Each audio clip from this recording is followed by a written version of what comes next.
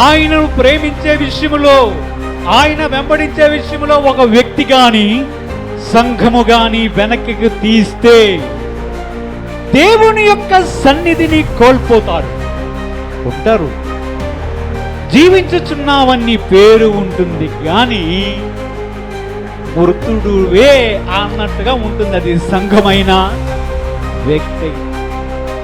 దేవుని యొక్క సన్నిధిని ఎప్పుడూ కోల్పోకూడదంటే మనం చేయవలసింది ఆ ప్రేమ తగ్గిపోకుండా చూసుకోవాలి.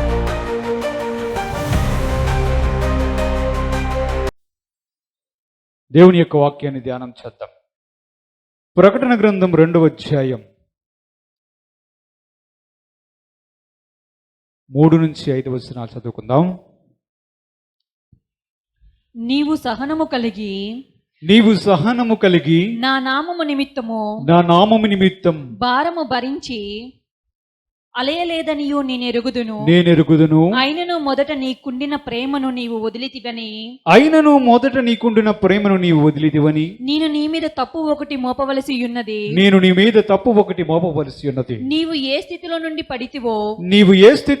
పడితివో అది జ్ఞాపకము చేసుకొని మారు మనసు పొంది ఆ మొదటి క్రియలను చెయ్యుము. అట్లు చేసి నీవు మారు మనసు పొందితేనే సరి, లేని ఎడల నేను నీ యొద్దకు వచ్చి నీ దీపస్తంభమును దాని చోట నుండి తీసివేతును. పరిశుద్ధుడైన తండ్రి, మహోన్నతుడైన దేవా, నీ పాదములకు వందనాలు, స్తుతులు, స్తోత్రం చెల్లిస్తున్నాము తండ్రి. వాక్యమైన దేవా, మీరు మాతో మాట్లాడండి. నీ వాక్యం యొక్క సత్యమును మా హృదయం అనే పలక మీదే ప్రాయండి. ఈ వాక్యానుసారంగా జీవించే ఆ కృపా భాగ్యం మాకు దయచేయమని యేసుక్రీస్తు పరిశుద్ధ నామమున అడిగి వేడుకొనుచున్నాము తండ్రి, ఆమేన్. హల్లెలూయా. ప్రకటన గ్రంథం 2వ అధ్యాయం 3 నుంచి 5 వచనాలు చూస్తాం. ప్రభు యొక్క వాక్యం సెలవిస్తుంది,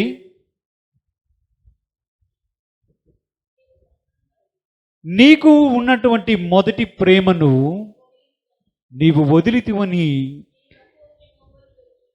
నేను నీ మీద తప్పు ఒకటి మోపవలసి ఉన్నది. ప్రభు చెప్తున్నాడు, మొదట ఉన్నటువంటి ప్రేమ, యేసు ప్రభు వారి మీద ఉన్నటువంటి ప్రేమను వదిలేవు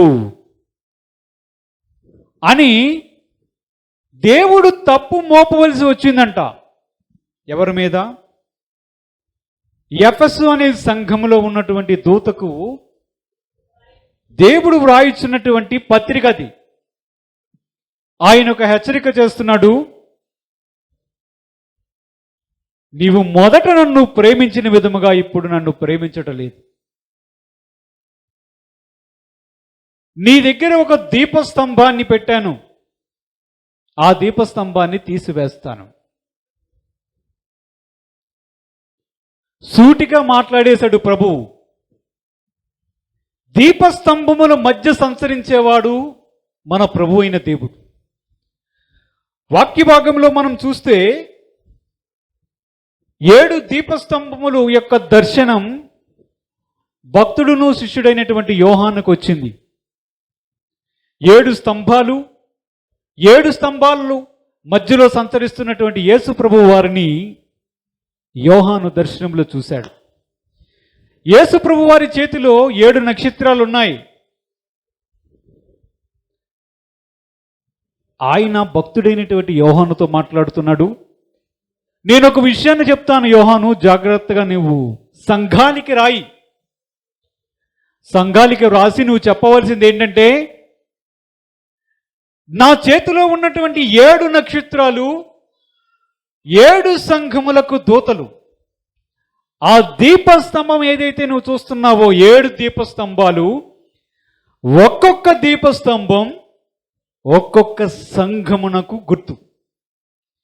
ఆ వాక్య భాగాన్ని మనం ప్రకటన గ్రంథం 2వ అధ్యాయం 1 నుంచి చూస్తే మనకు కనిపిస్తుంది. చూడండి, ఎఫెసులో ఉన్న సంఘపు దూతకు ఇలాగు వ్రాయుము, 7 నక్షత్రములు తన కుడి చేత పట్టుకొని 7 దీపస్తంభముల మధ్య సంచరించువాడు చెప్పు సంగతులేవనగా, ఏమంటున్నాడు?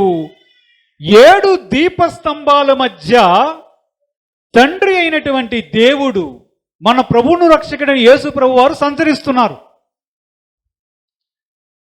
ఆయనకు దీపస్తంభాల మధ్య సంచరించడం అలవాటు ఉంది. దీపస్తంభాన్ని ఏమన్నాడు ఆయన? దీపస్తంభాన్ని సంఘం అన్నాడు. దీపస్తంభాల మధ్య సంచరిస్తూ ఉన్నాడు. ఇంతకీ దీపస్తంభాల మధ్య ఆయన సంచరించడానికి కారణం ఏంటి? ఎందుకు సంచరించాలనుకుంటున్నాడు అంటే, సంఘములో దేవుడు సంచరిస్తాడు. దీపస్తంభము సంఘమైతే దీపస్తంభాల మధ్య సంచరిస్తానంటే సంఘములో యేసు ప్రభు వారు సంచరిస్తారు. ఎక్కడైతే సంచరిస్తాడో అక్కడ ఆయన సన్నిధి ఉంటుంది. ఇప్పుడు డైరెక్ట్గా ఆయన సంఘముతో చెప్తున్నాడు, ఎఫెసు సంఘముతో, దూతతో చెప్తున్నాడు, నీవు మొదట నన్ను అత్యధికముగా ప్రేమించావు. ఇప్పుడు సంఘానికి చెప్తున్నాడు, మొదట మీరు అత్యధికముగా నన్ను ప్రేమించారు. ఎలాంటి ప్రేమ ప్రేమించారంటే, యేసు ప్రభు వారి కొరకు ఏదైనా చేస్తాను, యేసు ప్రభు వారికి అవసరమైతే హతసాక్షిగా మారిపోతాను, యేసు ప్రభు వారి కొరకు అవసరమైతే ప్రాణాన్ని అయినా త్యాగం చేస్తాను, యేసు ప్రభు వారి కొరకు అవసరమైతే కుటుంబాన్నైనా విడిచిపెడతాను, యేసు ప్రభు వారి కొరకు అవసరమైతే దేన్నైనా విడిచిపెడతాననే త్యాగముతో, అటువంటి ప్రేమతో మొదట యేసు ప్రభు వారి దగ్గరికి వచ్చాము కూడా. యేసు ప్రభు వారు ఇప్పుడు చెప్తున్నారు, మొదట ఉన్నటువంటి ప్రేమ నీవు వదిలివేశావు. మొదట యేసు ప్రభు వారిని ప్రేమించిన ప్రేమ విడిచిపెట్టేశావు కనుక ప్రభు చెప్తున్నాడు, ఇక దీపస్తంభాన్ని నీ మధ్య ఉంచను. అంటే నేను సంచరించనిక, నేనింకా సంచరించదలుచుకోలేదు. నీవు మారు మనసు పొందాలి. మొదట నీవు ఏ విధంగా ప్రేమించావో ఆ విధంగా ప్రేమించడం నీవు అలవాటు చేసుకుంటే, మారు మనసు పొందితే నా దీపస్తంభం అక్కడ ఉంటుంది, లేకపోతే ఆ దీపస్తంభాన్ని తీసివేస్తానని ప్రభు చెప్పాడు. ఇది సంఘమునకు హెచ్చరిక. ఇది సంఘానికి హెచ్చరిక. సంఘం ఉండొచ్చు, 5 మందో 10 మందో 100 మందో 1000 మందో 10,000 మంది ఉండొచ్చు. కానీ సంఘం, దేవుని స్వరక్తంతో కూడుకున్నటువంటి సంఘం దేవుణ్ణి అత్యధికముగా ప్రేమించాలి. యేసు ప్రభు వారిని అత్యధికంగా ప్రేమించాలి. ప్రేమించడం ఒకవేళ తక్కువైతే ఆయన సహించేదే లేదు. ఆయన చెప్తున్నాడు, నీవు మొదట నీకున్న ప్రేమను విడిచిపెట్టేశావు. మొదట నీవు బాప్తిసం పొందినప్పుడు యేసు ప్రభు వారి వలన కలిగినటువంటి ఆ గొప్ప అనుభూతిని, ఆ ప్రేమను విడిచిపెట్టేశావని డైరెక్ట్గా ఆయనే స్టేట్మెంట్ ఇస్తున్నాడు. ఆయన ఒక ఛాన్స్ ఇస్తున్నాడు సంఘానికి, మారు మనసు పొందు. నీ ప్రేమ మొదట ఎలాగుంది, ఇప్పుడు ఎలాగుందో ఒకసారి సరి చూసుకో. నిజముగా యేసు ప్రభు వారి దగ్గరికి వచ్చినప్పుడు అలాగే ప్రేమించావా? ఇప్పుడు అలాగే ప్రేమిస్తున్నావా? ఎఫెసు సంఘానికి మాత్రమే కాదు, మనకి కూడా అది హెచ్చరిక. సంఘానికే కాదు, వాక్య భాగంలో చూస్తే మనకు కనిపిస్తుంది. మత్తయి సువార్త 5వ అధ్యాయం 14 నుంచి 16 వచనాలు చూద్దాం. మత్తయి సువార్త 5వ అధ్యాయం 14 నుంచి 16 వచనాలు. మీరు లోకమునకు వెలుగై ఉన్నారు. కొండ మీద నుండి మరుగై ఉండనేరదు.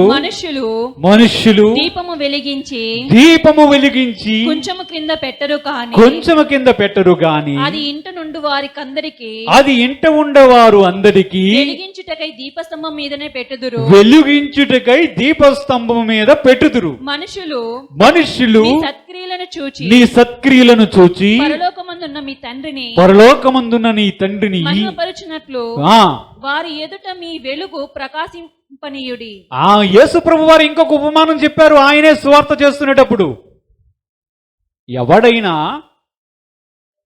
ఒక దీపాన్ని వెలిగించి ఎక్కడ పెడతాడు?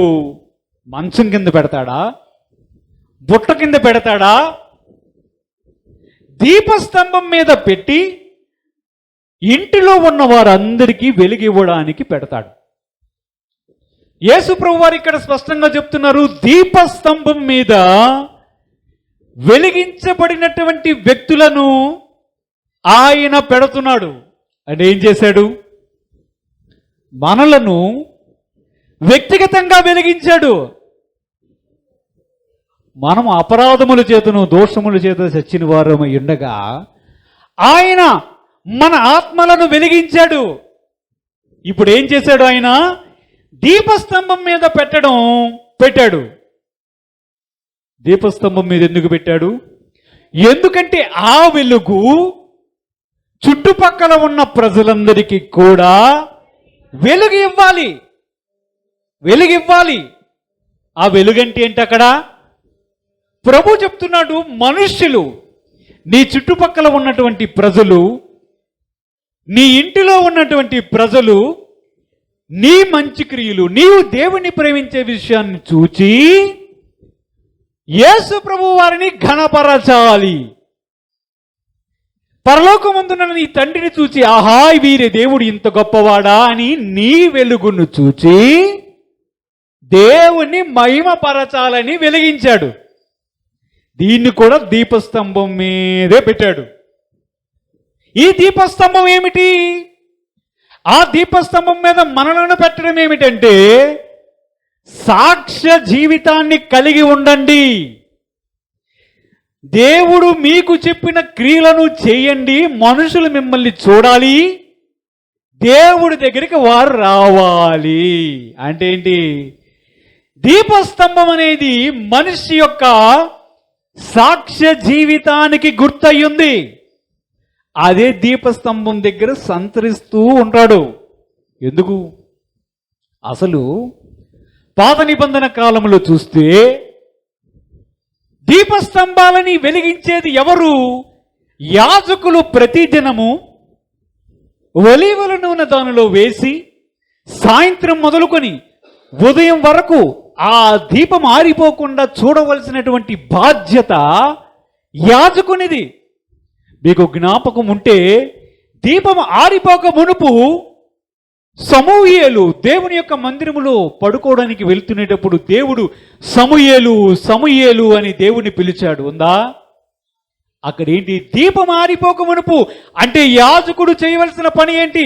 ఆ దీపం ఆరిపోకుండా రాత్రంతా ఆ దీపాన్ని కాపాడుతూ, నూనె అయిపోతే నూనె పోస్తూ, సాయంత్రం మొదలుకొని ఉదయం వరకు ఆ ఒత్తును సవరిస్తూ ఉండాలి. ఎందుకు? వెలుగు ఇవ్వడానికి.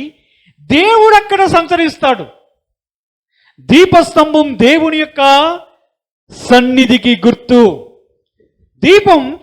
దీపస్తంభం వెలిగింపబడినటువంటి మన జీవితాలని అక్కడ పెట్టినటువంటి యేసు ప్రభువారు మనల్ని సాక్షులుగా ఉంచడానికి పిలిచాడు. ఆయన చెప్తున్నాడు, మొదట నీకున్న ప్రేమను నీవు విడిచిపెట్టేశావు, నీకున్న క్రియలు కూడా మర్చిపోయావు. యేసు ప్రభు వారిని మొదట మనము రక్షణలోనికి వచ్చినప్పుడు ఎలా ప్రేమించేవారు? ఏమీ తప్పు మాట్లాడకూడదు, ఏ దూషణ రాకూడదు, 24 గంటలు ప్రార్థన, వాక్యం, దేవునితో సహవాసం. యేసు ప్రభువే కావాలని తీర్మానం. కాలక్రమేణా ఏమవుతుంది?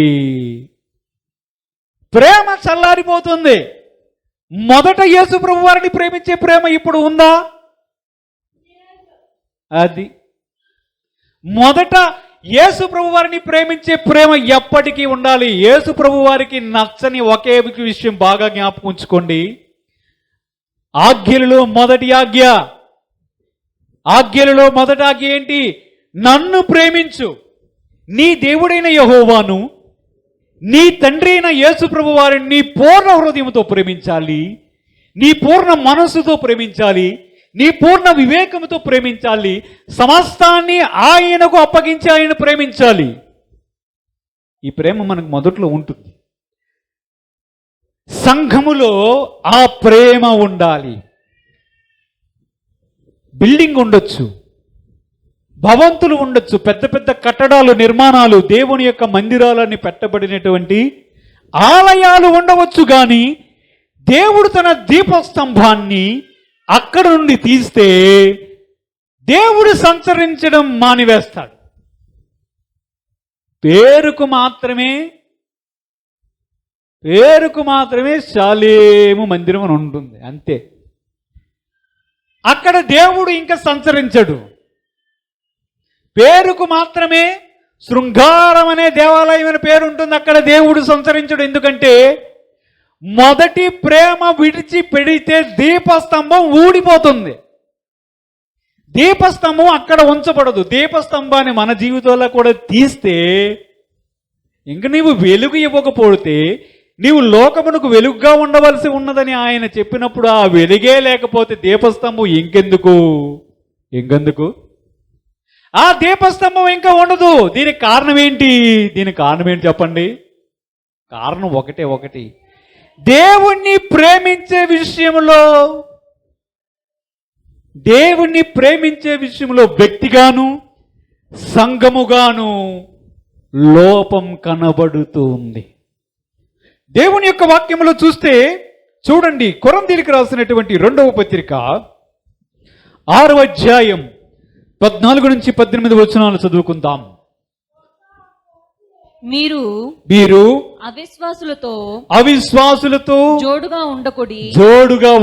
నీతికి దుర్నీతితో ఏమి సాంగత్యం? వెలుగునకు చీకటితో ఏమి పొత్తు? క్రీస్తునకు బెలియాలుతో ఏమి సంబంధము? అవిశ్వాసితో విశ్వాసికి పాలెక్కడిది? దేవుని ఆలయమునకు విగ్రహములతో ఏమి పొందిక?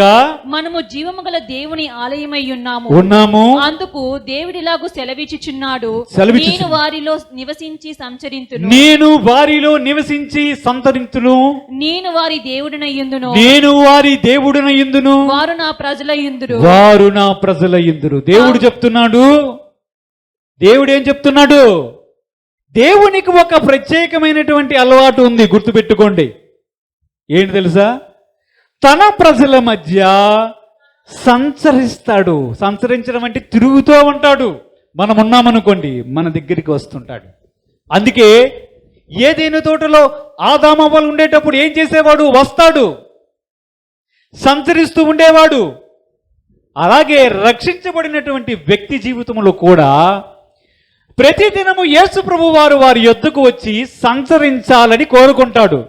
అంటే మన దగ్గరికి వచ్చి మనతో పాటు నివసించాలని, సంఘములో నివసించాలని, వ్యక్తిగతముగా వారితో సంచరించాలని, వారితో కలిసి తిరగాలని మన దేవుడికి కోరికొంది. ఈ విషయం బాగా అర్థం చేసుకోవాలి. ఆయన రావాలనుకుంటాడు, కానీ ఆయన చూస్తాడు, నీకు మొదటి ఉన్నటువంటి ప్రేమ లేదే, నీవు మొదట నన్ను ప్రేమించినట్టుగా ఇప్పుడు ప్రేమించడం లేదే, మొదట నన్ను వెంబడించే విధముగా ఇప్పుడు వెంబడించడం లేదే, నీ ప్రేమ తగ్గింది గనుక దీపస్తంభముల మధ్య సంచరించే నేను నీ యొద్ద సంచరించడానికి నీవు అనుమతి ఇవ్వడం లేదు. నీవు నన్ను ప్రేమించుట మానితివి. నీవు నన్ను మొదట ప్రేమించిన విధముగా నువ్వు ప్రేమించడం లేదు గనుక నేనెందుకు సంచరించాలి నీ యొద్ద? నేనెందుకు సంచరించాలి? మొదట ఉన్నటువంటి ఉజ్జీవం, మొదట ఉన్నటువంటి దేవుని కొరకు తీవ్రత మనలో సన్నగిలుతూ ఉందంటే, దేవుని యొక్క సన్నిధిని మనము అనుభవించలేకపోతున్నామంటే గుర్తుపెట్టుకోవాలి, ప్రేమలో లోపం జరుగుతూ ఉంది. ఇది సరి చేసుకోవాలి. ఎఫెసు సంఘానికి దేవుడు చెప్తున్నాడు, నీ మీద ఒక తప్పు మోపవలసి ఉంది. మొదట నీవు నన్ను ప్రేమించినట్లుగా ఇప్పుడు నువ్వు నన్ను ప్రేమించడం లేదు. మొదట నీవు నన్ను ప్రేమించినట్లుగా నీవు నన్ను ప్రేమించడం లేదు. దీపస్తంభాన్ని తీసివేస్తా. మారు మనసు పొందు.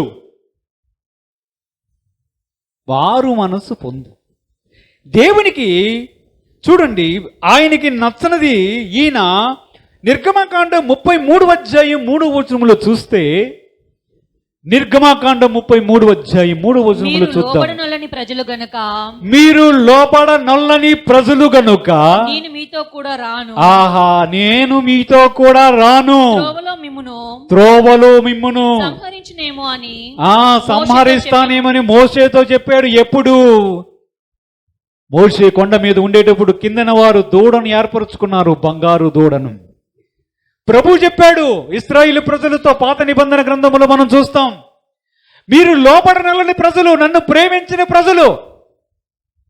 నేనేమో మిమ్మల్ని పక్షి తన రెక్కల మీద ఎత్తుకొని వెళ్ళేటట్లుగా పట్టుకొని వెళ్ళాలని చూస్తుంటే మీరు మాత్రం కొద్ది కాలానికి వెనక్కి తిరిగిపోయి బంగారు దూడను ఏర్పరచుకున్నారే. మోషే నేను మీతో రాను, ఇంకా ఎందుకు రాడంతే. దేవుని యొక్క సన్నిధి ఇంకా ఉండదు. ఆయన చెప్పాడు నేను ఇంకా మీ మధ్యలో వచ్చానా మిమ్మల్ని సంహరిస్తాను గనుక నేను మీ మధ్యలోనికి రాను అన్నాడు. ఆయనకు ఆ లక్షణం ఉంది, ఆయనకు ఆ లక్షణం ఉంది. ఏంటి తెలుసా? ఆయనను ప్రేమించకపోతే ఆయన మనతో ఉండడానికి ఇష్టపడడు. ఆయన మనతో ఉండడానికి ఇష్టపడడు. ఆయనను ప్రేమించే విషయంలో, ఆయన వెంబడించే విషయంలో ఒక వ్యక్తి కానీ సంఘము కానీ వెనక్కి తీస్తే దేవుని యొక్క సన్నిధిని కోల్పోతారు. ఉంటారు, జీవించుచున్నావని పేరు ఉంటుంది కానీ మృతుడువే అన్నట్టుగా ఉంటుంది. అది సంఘమైనా వ్యక్తి అయినా. దేవుని యొక్క సన్నిధిని ఎప్పుడూ కోల్పోకూడదంటే మనం చేయవలసింది ఆ ప్రేమ తగ్గిపోకుండా చూసుకోవాలి. మోషేతో చెప్తున్నాడు, మోషే నేను మీతో పాటు రావాలనుకున్నాను. పగలు మేఘస్తంభమై మీ ముందు, రాత్రి అగ్నిస్తంభమై మీ ముందు నడుస్తున్నాను. కానీ ఈ ప్రజలు విననల్లని ప్రజలు, నా ప్రేమను అర్థము చేసుకోలేని ప్రజలు, నన్ను ప్రేమించలేని ప్రజలు, మెడవంచని ప్రజలు గనుక నేను వారితో రాను. అప్పటికే దేవుడు ప్రత్యక్ష గుడారం యొక్క నిర్మాణాన్ని చెప్పేశాడు. అంటే దేవుని యొక్క సన్నిధి ఎలాగుండాలో పరలోక దర్శనంలో చూపించి, మందిరం ఎలాగుండాలి, అతి పరిశుద్ధ స్థలం, పరిశుద్ధ స్థలం ఆవరణం ఎలాగ ఏర్పరచాలో అప్పుడే మోషేకి అంతకు ముందే దేవుడు బయలుపరిచి ఉన్నాడు. ఇప్పుడు ఆయన చెప్పాడు నేను రాను గనక జాగ్రత్తగా చూసుకో మోసే. ఒకవేళ నేను మీ మధ్య సంచరించాలనుకునే దేవుడును గనక, ఒకవేళ నేను మీ మధ్యలోనికి వచ్చానా మీ అందరూ చచ్చిపోతారు, మీ అందరూ చనిపోతారు. మోషే దేవుని యొక్క సన్నిధి అంటే ఆషామాషి విషయం కాదు. దేవుని వెంబడించడం అంటే అంత సులభమైన విషయం కాదు. ఆయన అతి పరిశుద్ధుడు. ఆయన కోరుకున్నది ఒక్కటే, హృదయాన్ని కోరుకుంటాడు. ఆ హృదయపూర్వకముగా ఆయనను ప్రేమించడం కోరుకు. ఇది తక్కువైతే మాత్రం ఆయన సహించేదే ఉండదు. ఇది గాని తక్కువైతే ఎఫెసు సంఘానికి ఆయన నేరం మోపినట్లుగా మన సంఘం మీద కూడా ఆయన నేరం మోపుతాడు. అదేవిధంగా వ్యక్తిగతంగా కూడా నీ మీద నేరం మోపుతాడు. దీపస్తంభం తొలగిపోతుంది. దేవుని యొక్క వాక్యం చూస్తాం. అదే అధ్యాయం 7వ వచనంలో చూస్తే ఏముందో చూడండి. అంతటా మోషే గుడారాన్ని తీసి పాలెము వెలుపలకు వెళ్ళి పాలెమునకు దూరముగా దాన్ని వేసి దానికి ప్రత్యక్షపు గుడారం అని పేరు పెట్టి ఇంకా చూసాడు మోషే. అమ్మ బాబోయ్, ఇంకా దేవుడు మన మధ్యలోనికి వస్తే మనం అందరం ఇక్కడే చస్తాము. ఐగుప్తులు ఉన్న ప్రజలు, ఆ దేశాన్ని నుంచి వచ్చినటువంటి ప్రజలు చచ్చారా మార్గంలోనా అని అనుకుంటారు. దేవుడు మన మధ్యలోనికి వస్తే ఆయన సన్నిధిని తట్టుకోనంతనంటూ పరిశుద్ధత మనలో లేదు. ఆయన ప్రేమించే మనసు మనకు లేదు. మనం విననలేని ప్రజలని యెహోవా మన మీద కోపగించాడు కనుక ఇంకొక పని చేస్తానని చెప్పి ఆ గుడారాన్ని తీసి పాలెము వెలుపల వేసేశాడు. అంటే ప్రజల మధ్యలో ఉండవలసినటువంటి ప్రత్యక్ష గుడారం, దేవుని యొక్క సన్నిధి లేదా దీపస్తంభం పాలెము వెలుపల ప్రజలు ఎక్కడ ఉంటే బయటకు తీసుకొని పోయి అక్కడ వేసుకున్నాడు. ఎవరైనా భక్తులు ఉంటే, ఎవరైనా దేవుణ్ణి ప్రేమించేవారు ఉంటే బయటికి రండి, పాలెం వెలుపలికి రండి. పాలెం లోపల ఉంటే మనం చనిపోతాం. పాలెం లోపల వద్దు, పాలెం బయటికి రండి అని పాలెం వెలుపలేశాడు. ఎందుకు వేశాడు? ఎందుకు వేశాడంటే ప్రజల యొక్క సంగతి మోషేకు అర్థమైంది, దేవుని యొక్క కోపం రగులుకుందనే విషయం అర్థమైంది. ఎందుకు ఇది? ఎందుకంటే దేవుణ్ణి ప్రేమించలేని చోటున ఆ వ్యక్తితో దేవుడు ఉండడం అసంభవం. ఆ సంఘములో దేవుడు ఉండడం అసంభవం. దేవుడు మనకిచ్చినటువంటి బాధ్యతను యథార్థముగా వెంబడిస్తే సరే, ఆయనను ప్రేమించే విషయంలో యథార్థముగా మొదట ఎలాగ ఉన్నామో అంతకు మించి ప్రేమిస్తే సరే, లేకపోతే జీవించుచున్నామని పేరు ఉంటుంది, కానీ మృతుడువే మృతురాలివే అనే పేరు పెడతాడు. హల్లెలూయా పాటలు ఉండొచ్చు, స్తోత్రం ఉండొచ్చు, వాక్యం ఉండొచ్చు, ప్రభు యొక్క బల్లారాధన ఉండొచ్చు, కానీ అక్కడ దేవుడు ఉండడు.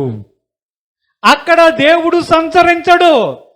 అక్కడ దేవుడు ఉండని చోట ఏం చేద్దాం అనుకొని వెళ్ళాలి? దేవుని యొక్క సన్నిధిని అనుభవించలేని వ్యక్తిగత జీవితం, దేవుని యొక్క సన్నిధిని అనుభవించలేని సంఘములో దేవుని ఆరాధించుటకు వెళ్ళుటకు ఎందుకు వెళ్ళాలి?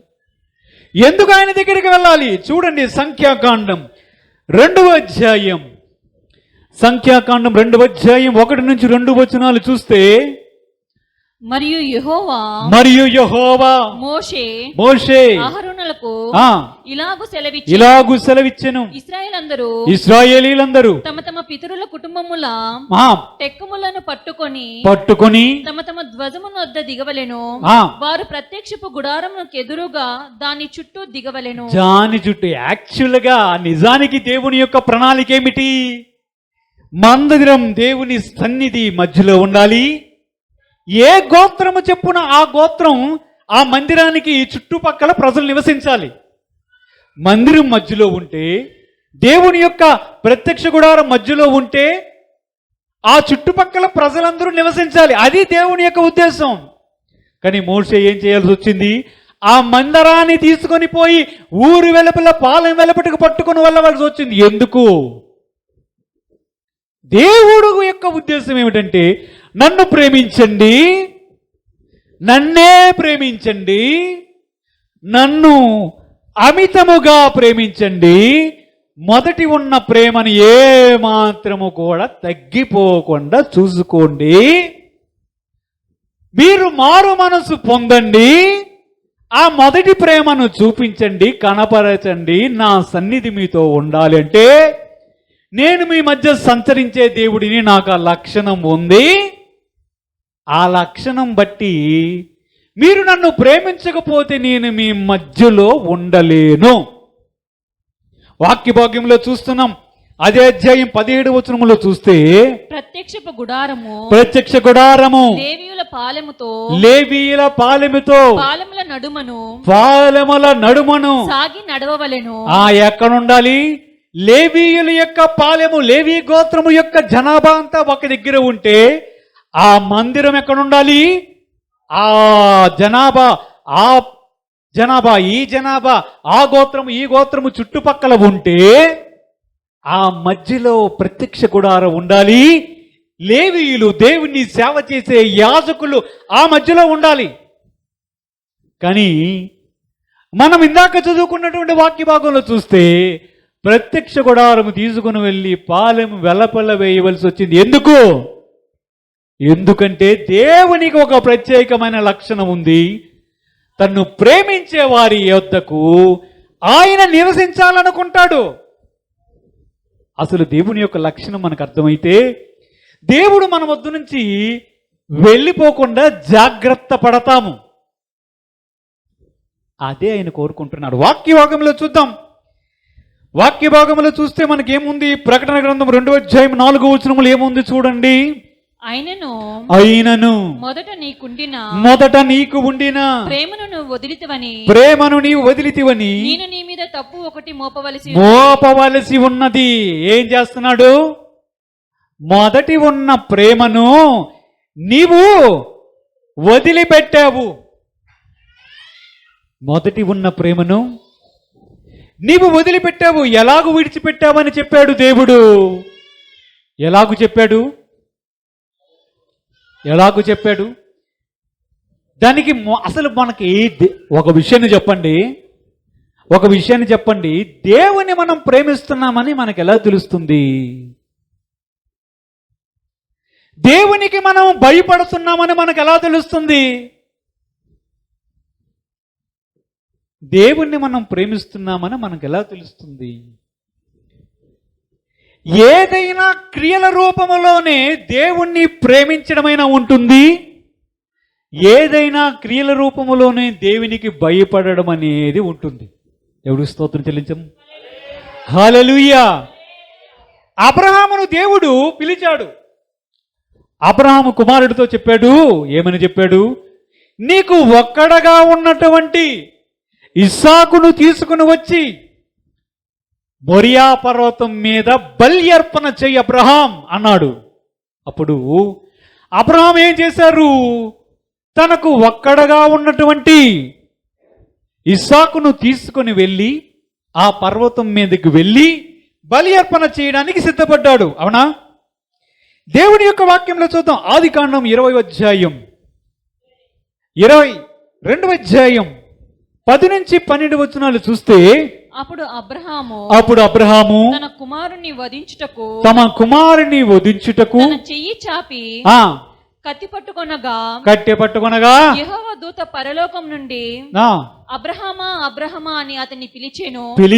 అందుకు అతడు ప్రభువా అనెను. అప్పుడు ఆయన, ఆ చిన్నవాని మీద చెయ్యి వెయ్యకము, అతని నేమియో చెయ్యకము, నీకు ఒక్కడై ఉన్న నీ కుమారుణ్ణి నాకు వెనుతీయలేదు గనుక నీవు దేవునికి భయపడువాడవని ఇందువలన నాకు కనబడుచుందున్నాను. దేవునికి మహిమ కలుగునగాక. ఒక విషయాన్ని చెప్పండి.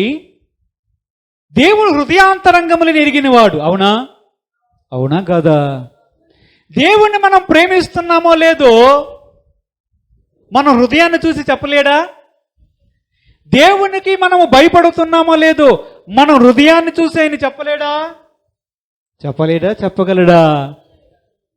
పేతురుతో మాట్లాడుతూ అంటాడు, సిమోను కుమారుడు అయినటువంటి ఎవరు? పేతురు, నీవు నన్ను ప్రేమిస్తున్నావా? సిమోన్ బర్యోనా, యోనా కుమారుడు అయినటువంటి సిమోను, నీవు నన్ను ప్రేమిస్తున్నావా? నేను ప్రేమిస్తున్నాను ప్రభువా. అయితే నీవు నా గొర్రెల్ని మేపు. మరలా అడుగుతాడు యేసు ప్రభు, సిమోను, నీవు నన్ను ప్రేమిస్తున్నావా? ప్రభువా, నేను నిన్ను ప్రేమిస్తున్నానని నీకు తెలుసు కదా. అయితే నా గొర్రె పిల్లలను నడిపించు.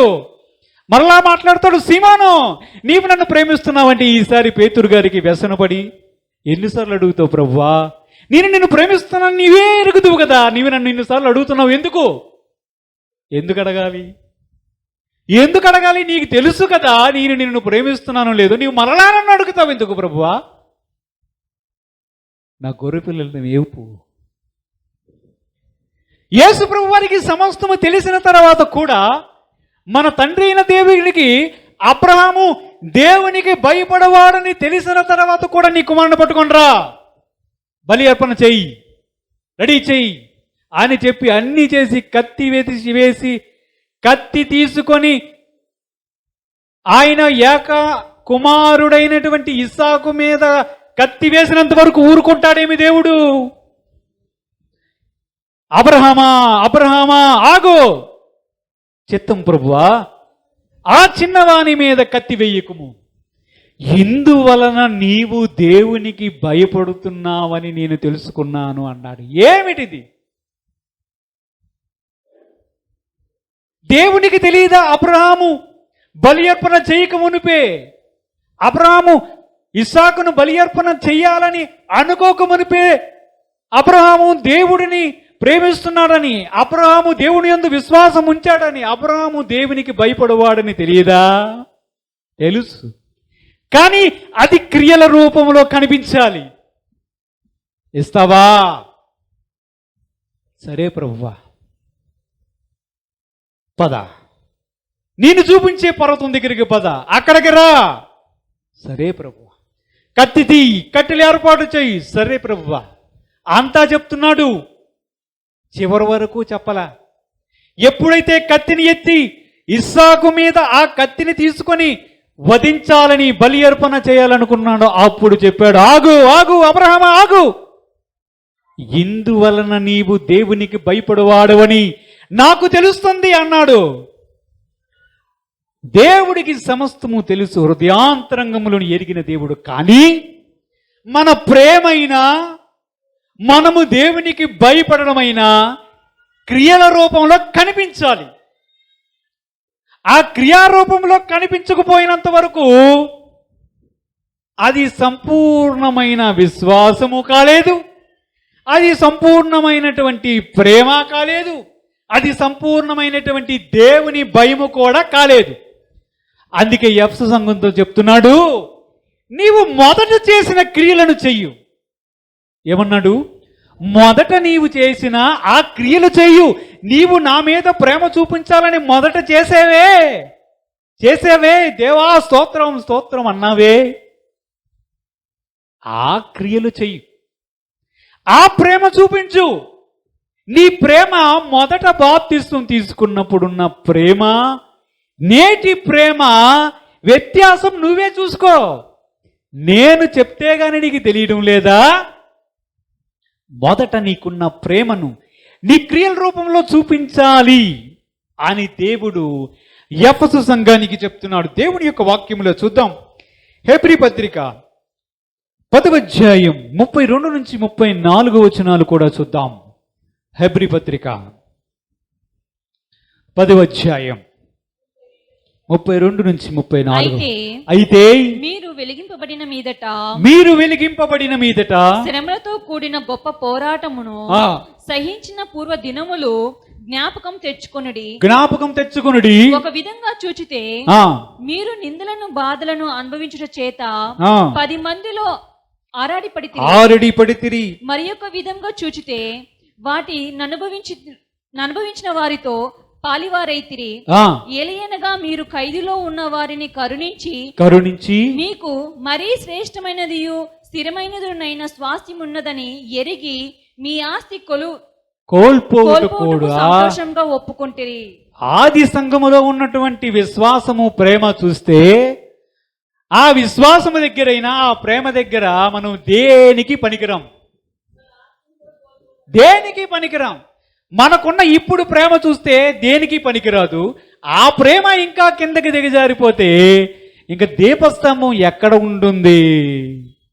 ఆయన ఎక్కడ సంచరిస్తాడు? ఆది సంఘములో చూస్తే ఇప్పుడైతే క్రైస్తవులు ఆ విధముగా సంతోషముగా దేవుని ఆరాధించగలుగుతున్నారు. మందిరాలు ఉన్నాయి, ఆదివారం వెళ్ళి ఆరాధన చేస్తున్నారు. పూర్వకాలంలో యేసు ప్రభు వారి పేరు చెప్తే సింహాలకేసేవారు. సిలువులకు కట్టి మంట పెట్టి ఆనందించేవారు, రంపాలతో కోసేవారు, ఘోరమైన హింస పొందేవారు. వారు ఎందుకు చనిపోవాలి? యేసు ప్రభు వారి కోసం ప్రాణత్యాగం చేయాల్సినటువంటి అవసరం విశ్వాసులకు ఏముంది? వారి ప్రేమ చూస్తే మా ప్రాణం పోయినా పర్వాలేదు, కానీ యేసు ప్రభు వారిని మేము ఎరగమని ఒప్పుకోము. యేసు ప్రభు వారిని మేము ప్రేమిస్తున్నాము గనుక కాల్చుకోండి, సింహాలకి ఆహారంగా వేస్తే వేసేయండి, మమ్మల్ని హింసిస్తారా హింసించండి, కొరడాలతో కొడతారా కొట్టండి, మమ్మల్ని చంపుతారా చంపండి అన్నట్లుగా ఉండేవారు. అది ప్రేమ. అంత ప్రేమ చేయగలమా? అంత ఉందా మనకి? అంత ప్రేమ లేదు. పోనీ యేసు ప్రభు వారిని మొదట, యేసు ప్రభు వారా నా కొరకు ప్రాణత్యాగం చేసావు, నాకు ఉచితమైన రక్షణ అనుగ్రహించావు, నీ అత్యధికమైన ప్రేమను బట్టి వందనాలు స్తోత్రం అని చెప్పి దివారాత్రులు దేవుని స్తుతించి గణపరిచి ఆయన దగ్గర ఉండే ప్రేమ ఉందా? ప్రభువు చెప్తున్నాడు, వాక్యంలో మనం చూసాం, అట్టి వారంట జైల్లో వేసినటువంటి వ్యక్తుల కోసం సూరిటీ ఇవ్వండి, డబ్బులు ఇవ్వండి, మీకున్న ఆస్తిని అమ్మేసిస్తే వీళ్ళు విడిచిపెడతామని జైల్లో చెప్తే, అవసరమైతే పొరుగు వారి కొరకు తమ దగ్గర ఉన్నటువంటి ఆస్తులను, ఇల్లులను, పొలాల్ని అమ్మి వారిని బయట తీసుకుని రావడానికి వారి ఆస్తులు కూడా విడిచిపెట్టారంట. అది ప్రేమ, క్రియారూపకమైనటువంటి ప్రేమ. ప్రభు చెప్తున్నాడు, ఆ ప్రేమ అంత గొప్పగా ఉంటుంది. యేసు ప్రభు వారి దగ్గరికి వచ్చినటువంటి ప్రేమ కడ వరకు నిలిచి ఉండాలి, చివరి వరకు నిలిచి ఉండాలి. మొదట ఉన్నటువంటి ప్రేమను విడిచిపెడితే ఆయనకి అది ఇష్టం ఉండదు. వాక్యంలో చూద్దాం, అదే హెబ్రీ పత్రిక 10:37-38 వచనాలు చదువుదాం. ఇక కాలము బహు కొంచెముగా ఉన్నది, వచ్చుచున్నవాడు ఆలస్యము చేయక వచ్చును. నా ఎదుట నీతిమంతుడైన వాడు విశ్వాస మూలంగా జీవించును గాని అతడు వెనక తీసిన ఎడల అతని యందు నా ఆత్మకు సంతోషం ఉండదు. దేవుని కంట ఎవడైనా తనను ప్రేమించే విషయములో, తనను వెంబడించే విషయములో వెనుకకు తీస్తే ఆ ప్రేమించడములో ఏమాత్రమైనా వెనుకకు వెళ్తే దేవుని ఆత్మకు సంతోషం ఉండదంట. అందుకే సంతరించడు. అందుకే ఎఫెసు సంఘానికి చెప్తున్నాడు, నీవు మొదట చేసిన క్రియలను చెయ్యు, మొదట నీవు నన్ను ప్రేమించే విధంగా ప్రేమించు. నేను దీపస్తంభాల మధ్య సంచరించే దేవుడను, నా ప్రజల మధ్య సంచరించే దేవుడును. ఆయనకు సంచరించే లక్షణం ఉంది. ఆయన మనలను దర్శించే దేవుడు. ఎక్కడో పైన కొండ మీద కూర్చుండే దేవుడు కాదు. ఆకాశములో కూర్చుని నన్ను ఆరాధించండి ఆరాధించండి అని చెప్పే దేవుడు కాదు. తన ప్రజల మధ్య, తన వారి మధ్య సంచరించే దేవుడు. అందుకే పాలెములో ఎక్కడ కూడా అపవిత్రత ఉండకుండా జాగ్రత్త పడేవారు. అందుకే వ్యక్తిగత జీవితములో యేసు ప్రభు వారిని ప్రేమించే విషయంలో ఏదైనా ఆటంకం ఉంటే చూసుకోవాలి. ఆయనను ప్రేమించే విషయంలో వెనుకకు తీస్తే ఆయనకి అసలు సంతోషమే ఉండదంట. మన దేవుని యొక్క లక్షణం ఏమిటంటే చూద్దాం. మత్తయి సువార్త 10:36-37 వచనాలు చూద్దాం. ఆయన ఎలాంటి వాడో మనకు తెలియాలి. ఒక మనుషుని ఇంటివారే అతనికి శత్రువులు అగుదురు. తండ్రినైనను తల్లినైనను నాకంటే ఎక్కువగా ప్రేమించువాడు నాకు పాత్రుడు కాడు. కుమారునైనను కుమార్తెనైనను నాకంటే ఎక్కువగా ప్రేమించువాడు నాకు పాత్రుడు కాడు. ఈయన ఎలాంటి కండిషన్ పెట్టాడు చూడండి. ఎలాంటి కండిషన్ పెట్టాడు? ఇది ఆయన అంటే ఇది. ఎవరినైనా ప్రేమించు, నీ పొరుగు వారిని ప్రేమించు, నీ ఇంటి వారిని ప్రేమించు, నీ భార్యని ప్రేమించు, నీ కుమారుడిని ప్రేమించు, నాకంటే ఎక్కువగా ప్రేమించకూడదు. అది ఈ దేవుడు. నువ్వు నాకంటే ఎక్కువగా వారిని ప్రేమించడానికి వీలు లేదు. ఆ ప్రేమ ఒకవేళ తగ్గిపోతే ఆయనకు అది సంతోషాన్ని కలగజేయదు. ఎందుకంటే ఆయన ఏం చూస్తున్నాడంటే తండ్రి కంటేను, తల్లి కంటేను, కుమారుడి కంటేను, కుమార్తె కంటేను, భార్య కంటేను, ఈ ప్రపంచంలో ఉన్న వారి అందరికంటేను అత్యధికముగా ప్రేమించగల వ్యక్తి ఎవరైనా ఉన్నారంటే అది కేవలం మన ప్రభువైన యేసుక్రీస్తు వారే. దేవుడికి స్తోత్రం. మనల్ని అత్యధికంగా ప్రేమించే వారిని అత్యధికంగా ప్రేమించాలా? మనసులో ఒకటి పెట్టుకొని మనల్ని ప్రేమించే వారిని ప్రేమించాలా? మనలను ఎన్నడును విడనాడుడు ఎడబాయుడు నిన్ను ప్రేమించుటకు తన ప్రాణత్యాగం చేసే దేవుణ్ణి అత్యధికంగా ప్రేమించాలా? లోకములో ఉన్న వాటిని ప్రేమించాలా? ప్రభువు చెప్తున్నాడు, ఎఫెసులో ఉన్నటువంటి సంఘానికి చెప్తున్నాడు, నీ మొదటి క్రియలను మరలా చెయ్యు. నీవు మొదట నన్ను ఎలాగూ ప్రేమించావో అంతకంటే ఎక్కువగా ప్రేమించు, ఎందుకంటే నేను దీపస్తంభముల మధ్య సంచరించేవాడును, నా సన్నిధిని నీతో కూడా ఉంచేవాడని. చివరగా వాక్యాన్ని చూద్దాం. యోహాను సువార్త 14వ అధ్యాయం 23 నుంచి 24 వచనాలు చూద్దాం. యేసు ఒకడు నన్ను ప్రేమించిన ఎడల, నేను ప్రేమించిన ఎడల వాడు నా మాట గైకొనును, అప్పుడు నా తండ్రి వానిని ప్రేమించును, మేము వాని యొద్దకు వచ్చి వాని యొద్ద నివాసము చేతుము. చూడండి, చదవండి.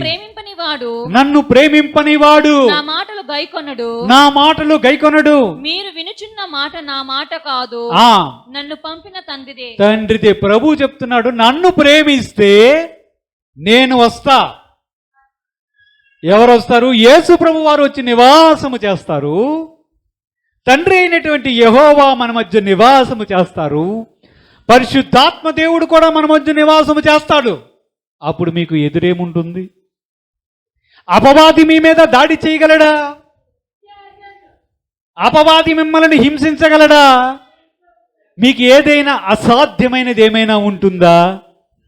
ప్రభు చెప్తున్నాడు, ముందు నన్ను ప్రేమించు, అందరికంటే ఎక్కువగా ప్రేమించు, ఈ లోకంలో ఉన్న వాటన్నిటికంటే ఎక్కువగా నన్నే ప్రేమించు.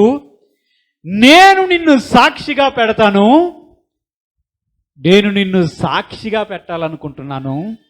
నేను మీ మధ్య సంచరించే దేవుడును గనుక మొదటి ప్రేమను మరిచిపోకుండా నన్ను ప్రేమిస్తే ఆ దీపస్తంభం అలాగే ఉంటుంది, నా సన్నిధి అలాగే ఉంటుంది. నీవు జీవించుచున్నవాడివై మనుషుల ఎదుట సాక్షిగా ఉంటావు. ఆ సంఘములు దేవుని యొక్క సన్నిధిని అనుభవించే కృపను దేవుడు అనుగ్రహిస్తానని దేవుడు సెలవిస్తున్నాడు. దేవుడు తన పరిశుద్ధ వాక్యం దీవించుగాక. ఆమేన్. ప్రార్థన చేద్దాం. పరిశుద్ధుడు అయిన తండ్రి, మహోన్నతుడు అయిన దేవా, నీ ఒక్క వాక్యమును బట్టి మీకు వందనాలు, స్తుతులు, స్తోత్రం చెల్లిస్తున్నాను. మాకున్న మొదటి ప్రేమ కంటే కడవరి ప్రేమ అత్యధికముగా ఉండాలి ప్రభా. నిన్ను ప్రేమించే విషయంలో ఎక్కడనూ రాజీ పడకుండా నాటికి ప్రభువా తండ్రి నూతనముగా నిన్ను ప్రేమించే కృప మాకు దయచేయండి. ఎన్నడూ నిన్ను విడనాడిని ఎడబాయిని ప్రేమ మాకు దయచేయం తండ్రి. ప్రభువా తండ్రి, మేము ప్రేమించామని కాదు కానీ ప్రభువా, మొదట మీరే మమ్మల్ని ప్రేమించారు. నీ యొక్క దీపస్తంభమును, నీ సన్నిధిని మా మధ్యలో ఉంచమని ఈ వాక్యాన్ని మా హృదయం అనే పలక మీద వ్రాసి మీరే మహిమ పొందమని మా ప్రభువును రక్షకుడైన యేసుక్రీస్తు వారి అతి పరిశుద్ధ నామమున అడిగి వేడుకొని సమర్పిస్తున్నాము తండ్రి. ఆమేన్.